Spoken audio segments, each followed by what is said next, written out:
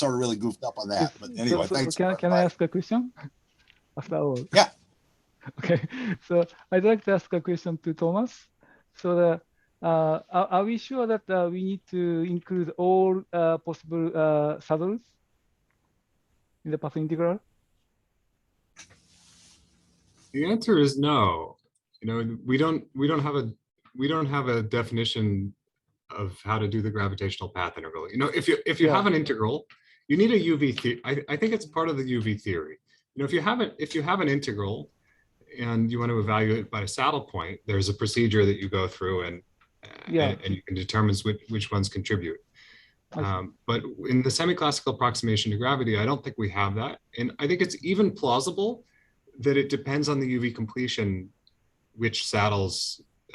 I think it's plausible that different UV completions could include different saddles. I see. So what you showed is that if UV completion says that we need to include all possible saddles, then the unitarity is recovered, but the kind of non-local interaction is required. And on the other hand, if the UV completion tells us that we need to include only Hawking saddles, then the locality is preserved, but unitarity is broken.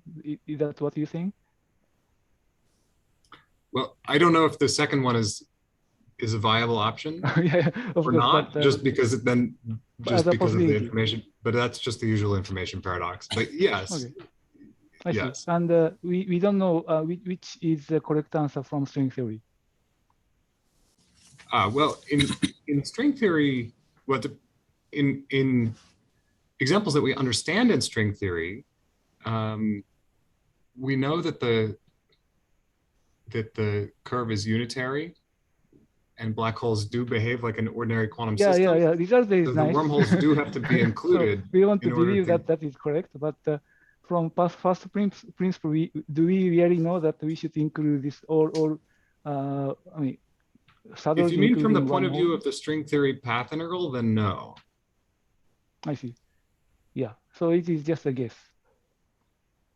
Yeah, I would say anytime we do semi-classical gravity, we try to do our best to do something reasonable and then see if it makes sense. And sure. Result is nice. I agree. Yes, and also I think I think there is some so the real-time path integral. I forgot the name. Picard-Lefschetz formalism. And in this formalism, in some cases we know we can from first principle know which saddle we should include. Did anyone try this formalism to compute the this entropy from to see which saddle we should include? I don't know the answer to that. Not that I know of. I see. Yeah, if we can do that, then we probably, in a sense, a first principle answer, maybe. Well, I suspect that requires a UV. I suspect you need a UV completion to implement the calculation that you're talking about. Maybe it's, yeah. But at this moment, result is just a conjecture. Is that right? Because we don't know which saddle we should include. Yeah, I agree with that. Yeah. I see. Yeah, thank you. I think of it as showing that it's consistent with unitarity, not proving that it's unitary. And so in a sense, so maybe including all saddle is motivated by unitarity, and it is consistent with the unitary result. So that it does not prove the unitarity, but it kind of showing consistency. Right. Maybe I can answer. Maybe I can answer from a different angle a little bit. This question. Can you hear me? Yes. Yes. So the string theory. So in string theory, string theory is an S matrix theory.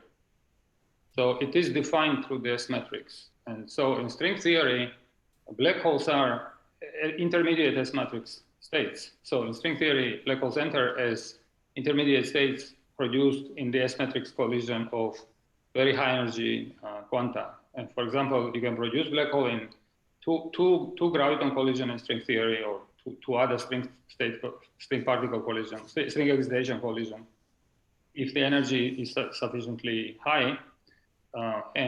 So therefore, this is what I was trying to say also in the previous comment. So to do string theory computation, you need to know what you're looking for, right? Because you are looking for certain amplitude. But the amplitude is initial states and final states. There are no black holes in final states in string theory, unless you are producing some external black holes by accident. But so so therefore, you have to know what is the final state that you're looking for, which would carry information about what black holes are and stuff like this. Of course, there is certain of a sort of a guesswork involved. In other words, string theory per se is not enough. You have to supplement string theory with your assumption what black holes are in string theory, okay? Now, what we have done this computation, this is what I was referring to, in the theory in which the black holes are described as saturated states of soft gravitons. So both in field theory and string theory, and you can see that this computation of this particular kinematic, in this particular kinematic regime, it's fully under control actually. String theoretically, you can compute it. And up to 1 over n corrections, 1 over s corrections, which is the same there as 1 over n. And so, yeah, so there what you see is that, this is precisely what I was referring to, is that 1 over s corrections are there to the leading order results that you would interpret as semi-classical, that would match semi-classical arguments, right? Semi-classically, we can also say that black holes are formed because all the energy is put within the Schwarzschild radius and stuff. If you match that with string computation, we have shown this explicitly, we have seen this explicitly, there are 1 over s corrections to that. Now, there are also exponent minus s corrections, which refer to, probably that's what you're asking about saddles. But this is what I was trying to say, that 1 over s corrections in that language, obviously they are much less important. So 1 over s corrections are the ones that essentially give all the answers in this framework. By the way, they also show what Steven's assumption number 2, these 1 over s corrections, they violate this assumption number 2. So therefore, what he was saying is consistent. It's just assumption number 2 is violated. Okay.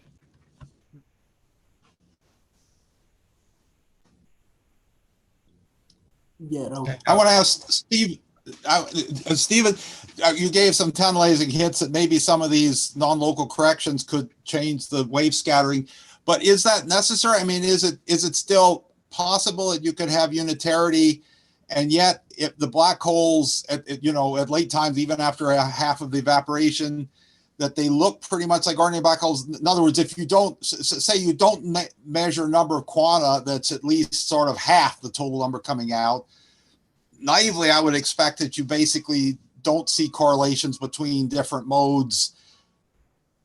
Anyway, I mean, in other words, I expect the semi-classical approximation to be pretty good, well, except for the Brownian motion of the black hole, to be pretty good over pretty much all the lifetime, and that the black holes should just scatter waves.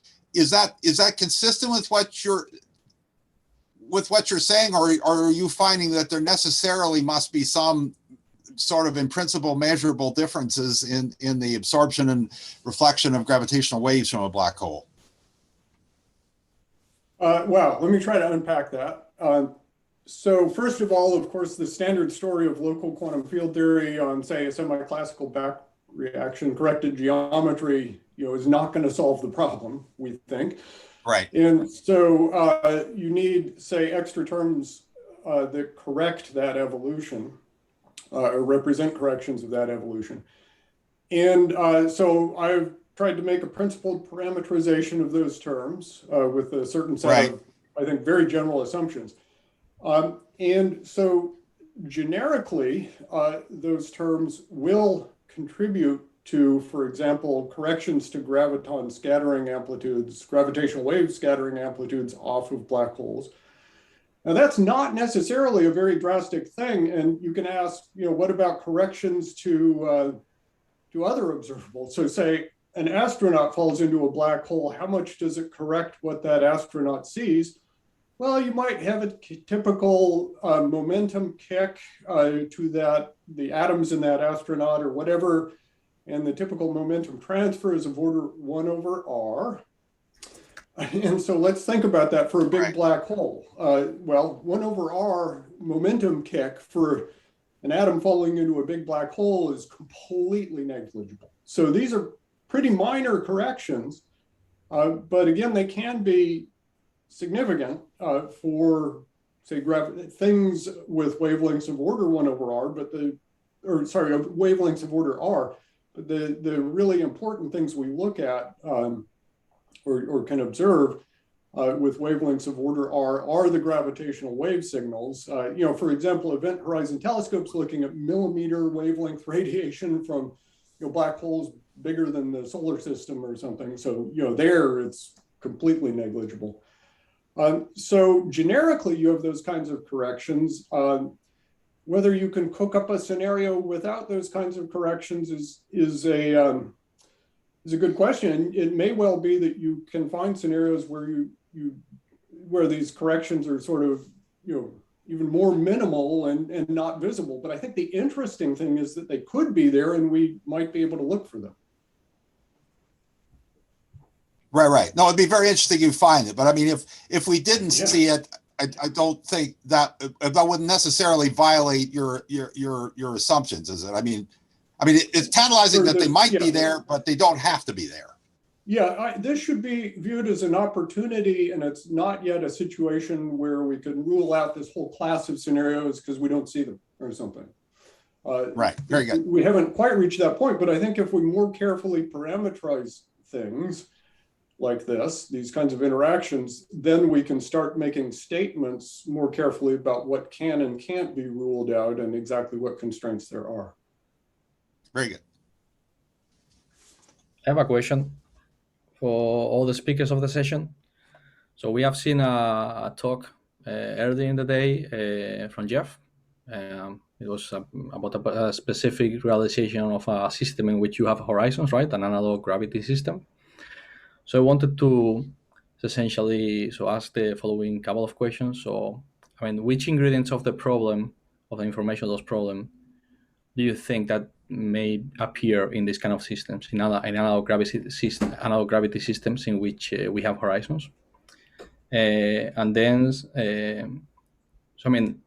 let's imagine that if you could ask to this experiment specific things that they could measure in order to understand better the problem, what would you ask for? Imagine that we are just, it's like we have the freedom to ask for particular measurements about, what correlations between particles, for instance, these kind of things. Or perhaps you think that these experiments are not going to be useful for this problem. So what it means that there is, so the system have the possibility of exploring horizon physics. So everything that is related to the horizon in principle could have could be seen in these experiments. Maybe I'll make one comment. First, it was too early in the morning in California for me to see it, but comment. And that is, I think these analog systems are probably useful in sort of confirming some of our expectations about the form of the Hawking state and its behavior and correlations on two sides of the horizon and stuff like that. But it's not really clear if any of these are going to go beyond to address the more basic question of what happens when you include disappearance of the black hole and the rest of the structure that we believe happens in that process. It's not really clear yet to me that analog systems will go that far. So it's sort of confirming not only our intuition, but our calculations about the local quantum field theory description of the evolution of the Hawking state in some sense, and properties of that. But the deeper questions in quantum gravity might be beyond the reach of those. Others may have other comments. Yeah, I think it's okay. In fact, let me add a comment here. Probably the most critical thing with these analog models is you're dealing with temporary trapping horizons. You're not dealing with honest-to-God event horizons. You don't have singularities hiding in the system. So, you just have to turn the system off and those trapping horizons go away. So you'll get a disappearance, but you'll never actually have the major issues that many people are suspecting are relevant to general relativity, which is the actual event horizons. Now, my personal suspicion actually is that maybe in general relativity, we're being too enthusiastic about using event horizons simply because they're mathematically convenient, but it's not clear to me that they're actually all that relevant even in the general relativity context. I'm much happier with using long-lived apparent horizons or long-lived trapping horizons rather than using honest-to-God event horizons, because they're mathematically convenient, but they are, from a physicist's point of view, you'll never be able to detect an event horizon. I had could I comment about this as well? Sure. I mean, I had an actual paper on the information loss problem in analog gravity. And you see, let's take a BC system. There, you can have region where basically the hydrodynamic approximation doesn't hold. So from the analog point of view of space-time, there is no notion of classical space-time there. However, that is a pure quantum system. And of course, the full evolution on the full Hilbert space must be unitary. There is no question about that. However, what we did was to show that when you have an acoustic black hole evaporating, you get, if you are going to a formalism that allows you to track the atoms which are in the condensate, which normally you don't do in analog gravity, you just simulate a classical spacetime with quantum perturbation over it. If you can track the atoms in the spacetime from the point of view of the analog gravity system, you see that as the acoustic black hole evaporates, you create correlation between the atoms which are forming the black hole and the quasi-particle that you would call analog Hawking quanta. So as long as you keep track of these correlators, nothing is lost. And they are not necessarily local in the analog space-time. You see, the problem is that there is a different notion of locality between the fundamental system and the emergent system. So anyway, what is happening is that the evolution is completely unitary. But then if you insist that the spacetime is classical, then you basically lose this correlator because quantum operator for you becomes in numbers. So these correlators disappear and you lose track of all this correlation that you are generating continuously during the evaporation between the atoms of spacetime and the Hawking quanta. And there is, these correlators are important, like one over n, where n is the number of atoms forming the black hole region. So as the black hole evaporates, the correlators become more and more important. They are always there, but they are more important toward the end of the evaporation. So this is the picture that seems to at least be embodied in BC. Just to me, it seems that as long as you believe that there is unique Hilbert space between, whatever is the field that is evaporating in quantum gravity, if there is a unique Hilbert space, this is telling you that the factorization during evolution, even if you start with a state that factorizes in gravity and matter, it will not be factorizable at the end of evaporation. What you get at the end will not be Minkowski plus a thermal bath, will be a highly entangled state between quantum gravity degrees of freedom and the Hawking radiation, what you call Hawking radiation. Then if you decide that that is a classical spacetime and you forget all this, and you basically completely forget about the quantum degrees of freedom forming the spacetime, then of course it looks like you have lost information. But the full Hilbert space, the evolution is always unitary. And this is what you get, at least in an analog gravity model like the analog gravity in BC.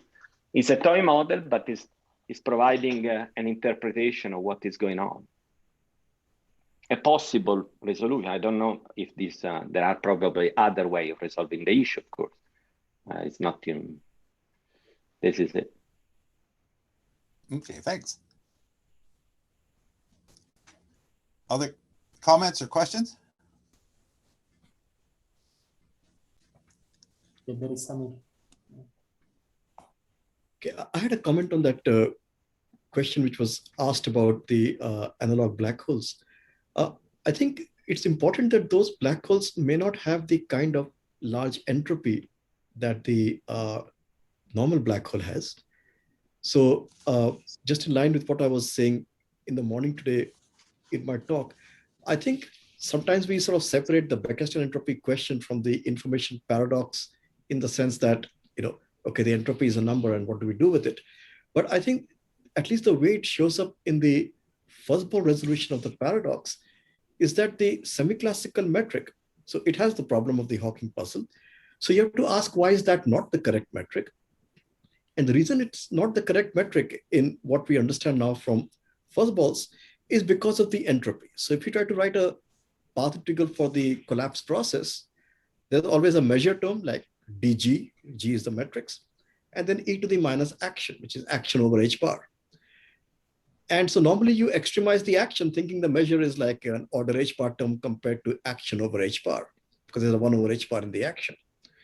But then when you compute for a black hole, you find the action term there, which you're trying to minimize, is actually comparable to the measure term, because the measure term is basically counts the number of states contributing, which is the count of all the states contributing to the process. There are the measure like e to the s Bekenstein, and there is also something over h bar. So the essential reason why the black hole is not, the semi-classical thing is not the correct answer, is because you cannot ignore the measure and just extremize the classical action to get the semi-classical physics like we do everywhere else, but the measure term is comparable to the action term. And then, everything breaks, all hell breaks loose and you get fuzzballs and everything. But you need the big entropy for that. And the entropy which goes like 1 over h bar. So I was just wondering whether for the analog black hole, it's ever possible to get to a situation where the action for maybe producing that black hole in some way, I don't know what the number should be, is comparable to the entropy term for them. And then maybe the same kind of paradox resolutions might come up there as well.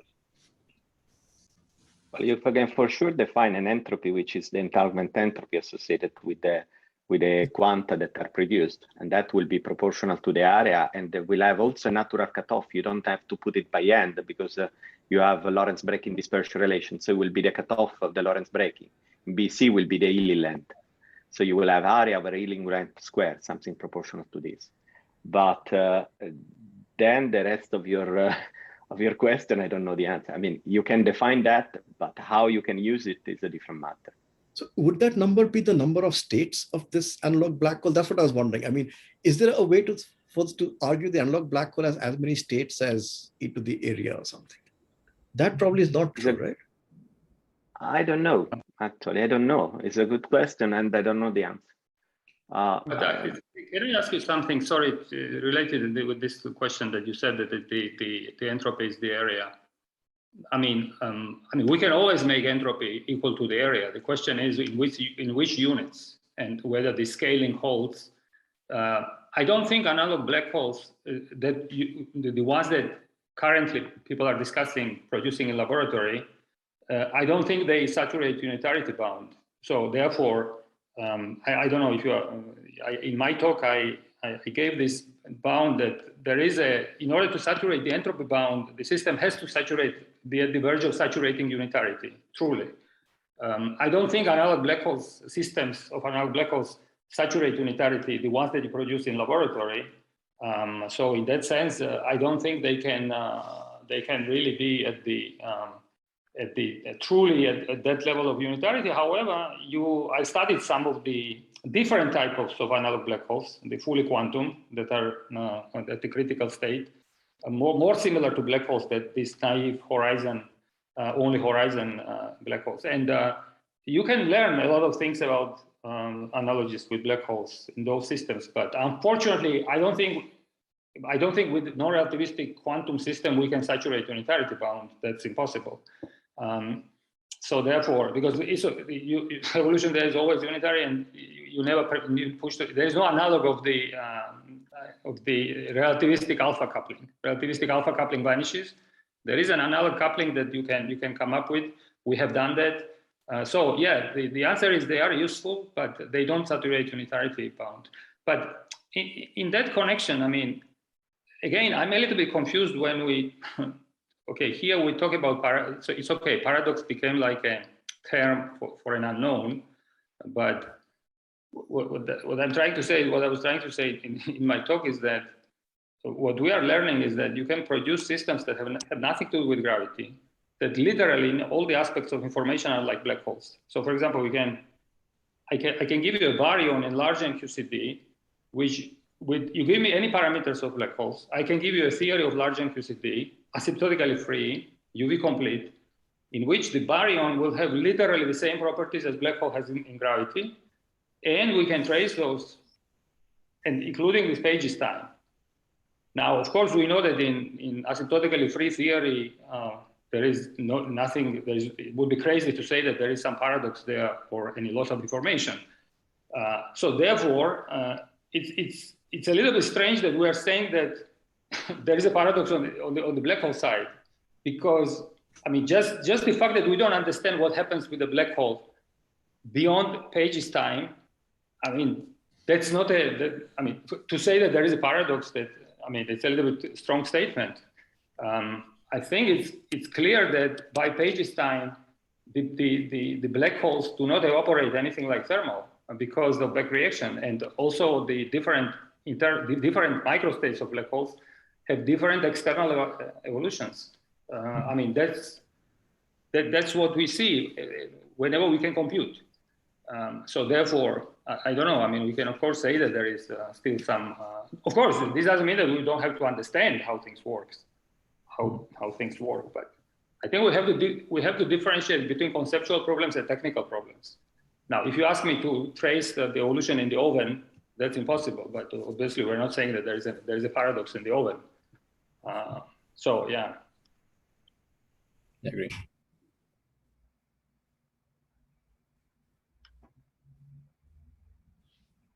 Well, after a Page time, a black hole can be very far from being, a Planck scale black hole. I mean, it's not that it's a tiny. What I mean is that you would have expected. I think that what we call by paradox is that the rules of standard physics that we know, we would have expected that after a Page time, if you start with a sufficiently large black hole, you have something that is not in a regime where you would have said, well, here I need to change completely the rule of the game. I need to introduce quantum gravity and so on. And nonetheless, the basic assumption that Steve was listing, I mean, normally it would look everything like we can. It's the same problem with Almeri derivation of complementarity. It looks like everything is reasonable. Then you put them together and you find that there is some incompatibility. So it's not that, it's true, definitely true that we don't understand something. It's not meaning that there is a problem, a fundamental problem in the theory. It means more that we don't understand, but there is something counterintuitive, not that somehow we need to revise a little bit our way to look. Yeah, I'm just saying that in order to promote something in the range, at the level of paradox, we need much more stronger evidence that there is a sort of inconsistency. And I don't think in case of black holes, this is justified. That's all I'm saying. Of course, we can, I mean, here at this conference, we come from different backgrounds, particle physics, gravity, whatever. We understand each other. When we say that there is a paradox, we understand what we mean. And none of us here thinks that, presumably, thinks that unitarity is really violated or anything like that. But I'm saying that there are conceptual issues and there are technical issues. And so, because I can ask you a question, then why I'm not saying that there is a problem with baryon in large MQCD. If anyone tells me one aspect in which the two are different, then yes, then I can say, okay, look, black holes are special because they have this additional property which this other system doesn't have. But this is what we are observing. There is nothing. Literally, I could not come up with any feature that black hole has and the systems do not have. So therefore, I don't know, I take this as a strong indication that there is some universal underlying physics, and it's just a matter of time before we be able to compute it beyond Page's time. Yeah. But there is a calculation past the Page time, and that is, it's actually one that I sort of outlined in the beginning of my talk. So take a black hole, let it evaporate to half its original size or whatever. Okay, and then it's a big black hole. And then we're going to study the evolution of its quantum state. It's approximately described by a classical geometry. We're going to study the evolution of its quantum state on, say, a set of slices like I described. And you can see that you just keep in the usual Hawking calculation, building up entanglement between outgoing excitations and internal states. But you know by that time from the more general arguments that there should be information transferring out. And you just don't see that in the local quantum field theory description. Sure. So that's very good that you are bringing up this issue, because this is another important thing. Because I mean, since sometimes we use language, and it's very important to understand each other's language in order to find the touching points. And so what I was trying to say is the following thing: that so the fact that black holes change drastically, deviate drastically from standard Hawking type extrapolation by Page's time, in order to reach that conclusion, it looks like an explicit microscopic theory of a black hole is not needed. More or less, all of us here sort of anticipated there are some corrections by Page's time. Now, to do calculation beyond Page's time, you need a microscopic theory. I don't think there is any way to do computation without having a microscopic theory. For example, let me give you precisely the answer. You said that by Page's time, black hole shrinks to half of its size. Now, there is absolutely no evidence for that, because that you are putting in an assumption that black hole evaporation is self-similar.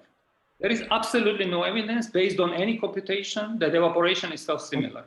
That's a calculation in low energy GR. There's nothing wrong with that calculation.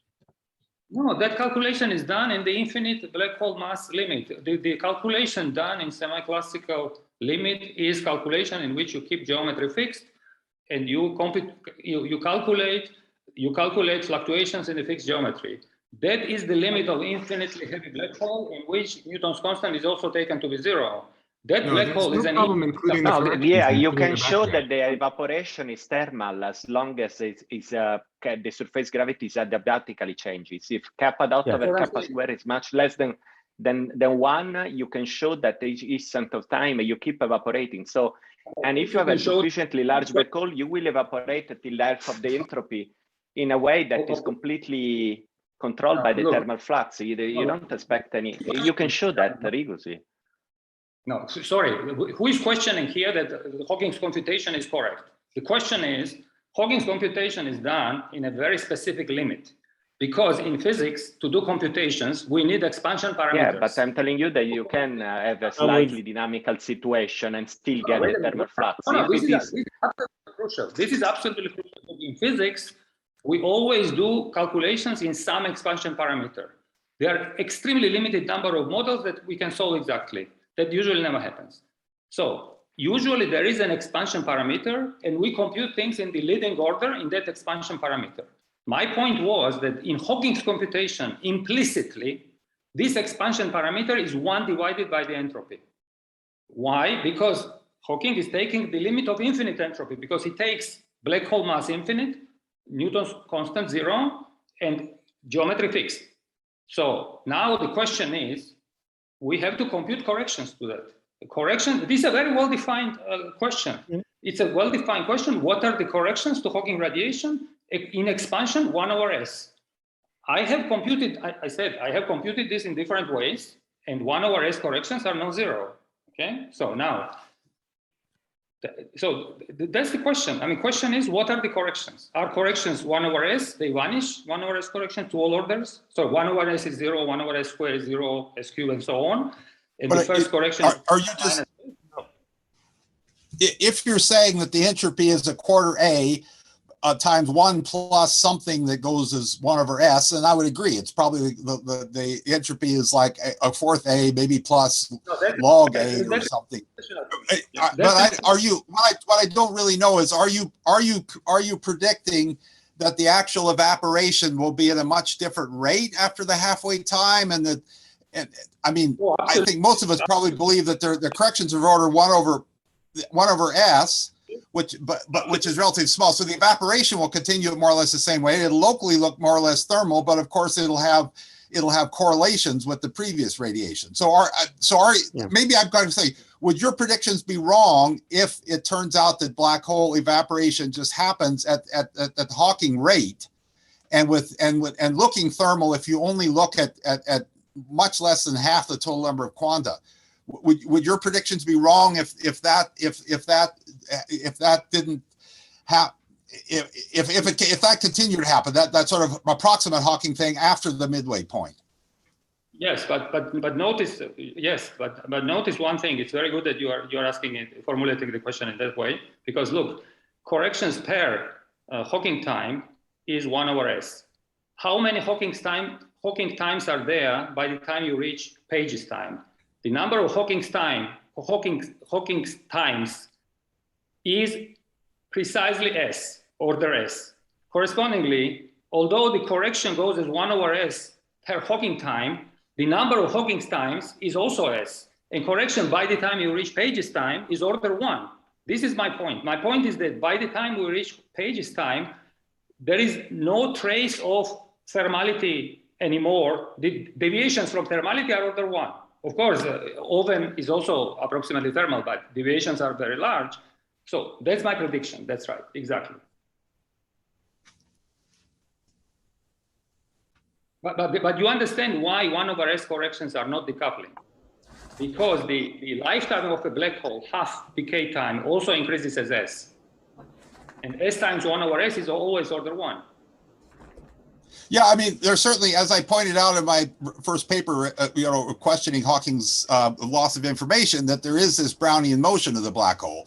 So there's going to be huge quantum uncertainties as to where the black hole is. So I do expect those sorts of 1/s terms to sort of build up by Brownian fluctuation. Exactly. But what I would be surprised at is if now suppose at this very late time you find the black hole and you sort of only look at the part of the quantum state where you now know where the black hole is and suppose you choose a frame where it's at rest.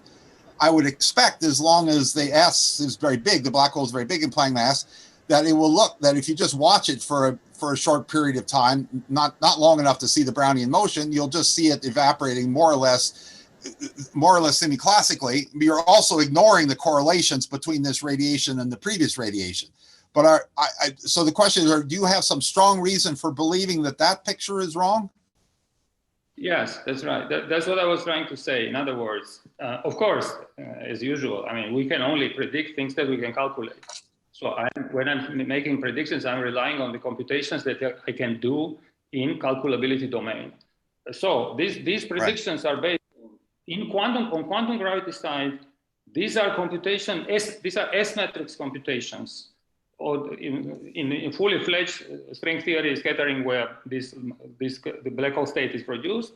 But on the analogs, on the other side, as I said, in all the prototype systems in which I see that they behave like black holes, their entropy is area, they have Page's time, etc., etc. In all the prototype systems, we see that beyond Page's time there is corrections are 100% important. So my prediction is based on that. Of course, as I said, I mean, I cannot exclude miracles, obviously, but based on what I can compute, that's my prediction, right? Yeah, so maybe that would be, if as I would think your prediction is wrong about that the black holes do behave in a sort of self-similar way. If you just look at it coarsely, you don't look at the fine correlations, then maybe that would be a way in which they do differ from other systems. Since if you're saying other systems all have some sort of drastic change. That's an excellent point. Yes, absolutely. Yes. That's an excellent point. Yes.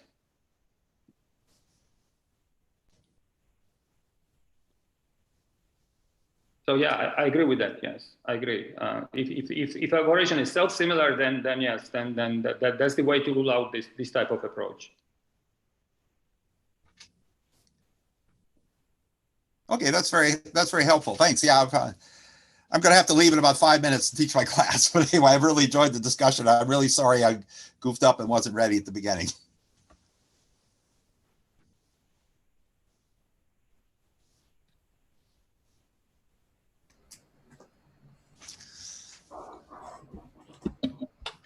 I think there are a couple of questions. I don't know if Luca, you're muted. Yeah, from German, I think there are a couple of questions. Yes, can I share my screen? Sure.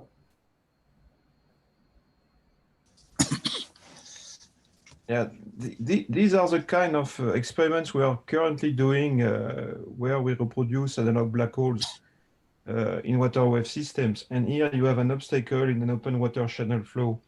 And here the flow is subcritical and the flow here is supercritical. So there is a black hole horizon here.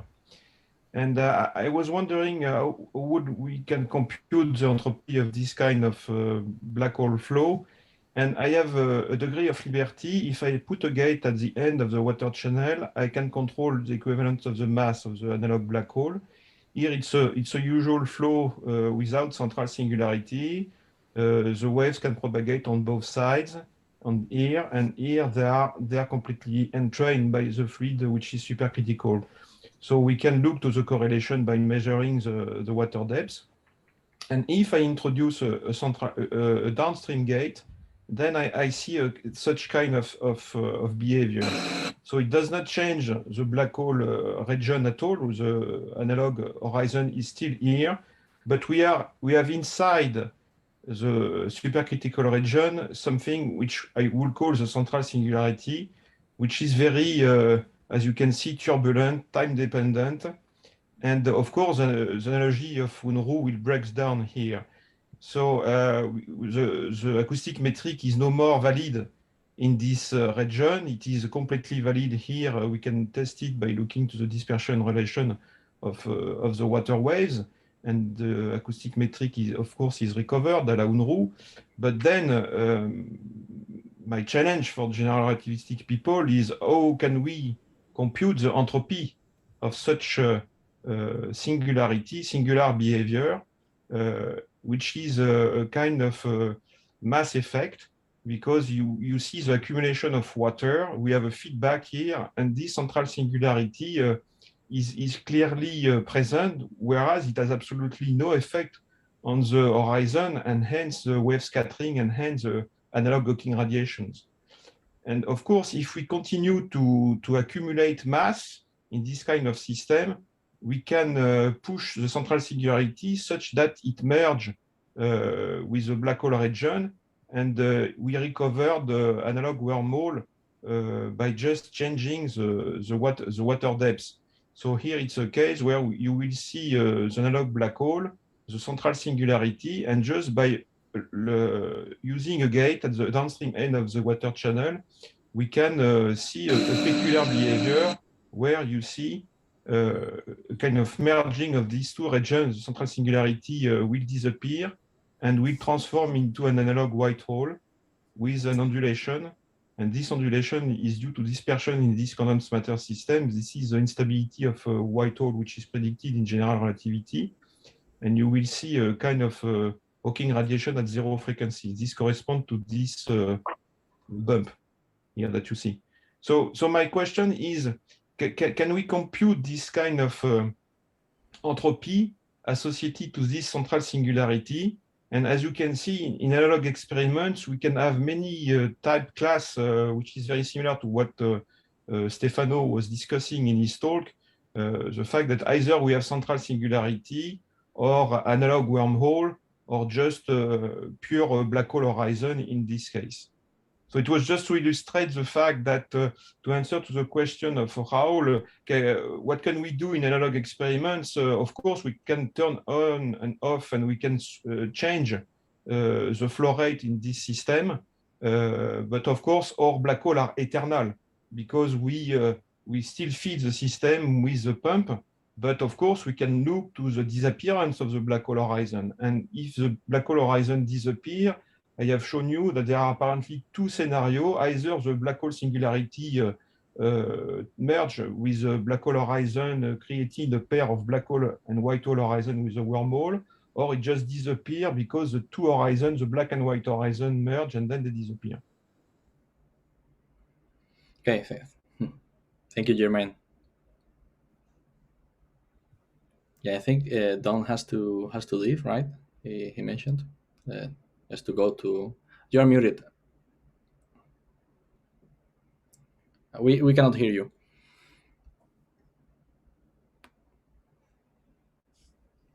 Yeah, sorry. I mean, you can carry on. I'll have to go in about 3 minutes to walk down to the lecture place and give my lecture about boosts in Galilean relativity, and then the next few lectures I'll go to boosts and for undergraduate student brief introduction to special relativity. But anyway, I've enjoyed it a lot, and I really apologize for sort of messing up at the beginning here.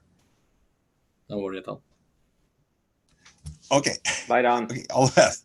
Bye. Thank you. Bye, Don. Thank you very Bye, much. Don. Bye. Bye, Bye. Thank you.